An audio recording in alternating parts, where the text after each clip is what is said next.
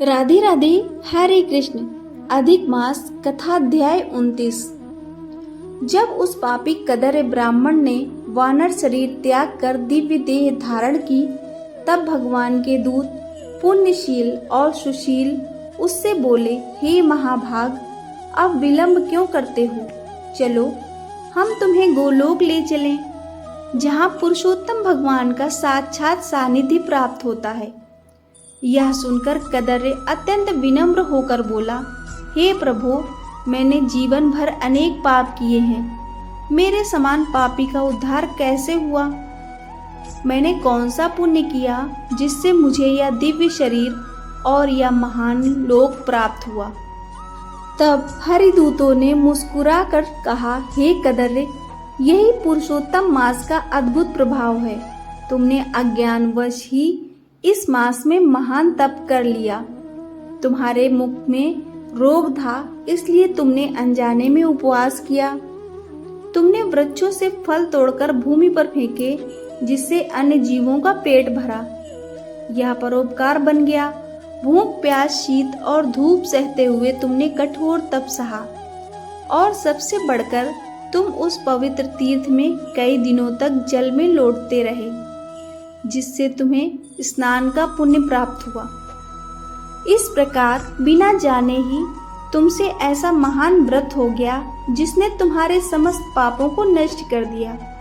यह सुनकर कदर्य आश्चर्य और आनंद से भर गया। उसने उस तीर्थ, पर्वत, वन और वृक्षों को प्रणाम किया और विनम्रता पूर्वक दिव्य विमान में बैठ गया। देवताओं ने पुष्प वृष्टि की, गंधर्वों ने गीत गाए और अप्सराएं नृत्य करने लगी। इस प्रकार वह परम आनंदमय गोलोक को प्राप्त हुआ, जहाँ न दुख है न जन्म मरण का भय। इसके बाद नारद मुनि ने भगवान से पूछा, हे प्रभु, आपने प्रातः काल के कर्तव्यों का वर्णन किया। अब कृपया बताइए कि दिन और रात्रि में मनुष्य को कैसे आचरण करना चाहिए। तब श्री नारायण ने गृहस्थ धर्म का उपदेश देते हुए कहा कि मनुष्य को संध्या, तर्पण और पंच महायज्ञ करना चाहिए।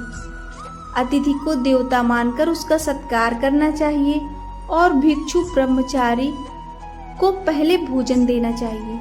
स्वयं शुद्ध और संयम पूर्वक भोजन करना चाहिए। भोजन के पश्चात भगवान का स्मरण, शास्त्र श्रवण और आत्मचिंतन करना चाहिए। सायंकाल में संध्या वंदन, जप और हवन करना चाहिए और रात्रि में धर्म पूर्वक आचरण करते हुए विश्राम करना चाहिए। अंत में श्री नारायण ने कहा कि अहिंसा, सत्य, दया, दान और संयम यही गृहस्थ धर्म के मूल स्तंभ हैं। जो मनुष्य इनका पालन करता है वही सच्चा धर्मात्मा है और जीवन में परम कल्याण को प्राप्त करता है। इस प्रकार यह कथा बताती है कि पुरुषोत्तम मास का प्रभाव इतना महान है कि अनजाने में किया गया छोटा सा पुण्य भी मनुष्य को मोक्ष के मार्ग पर ले जा सकता है।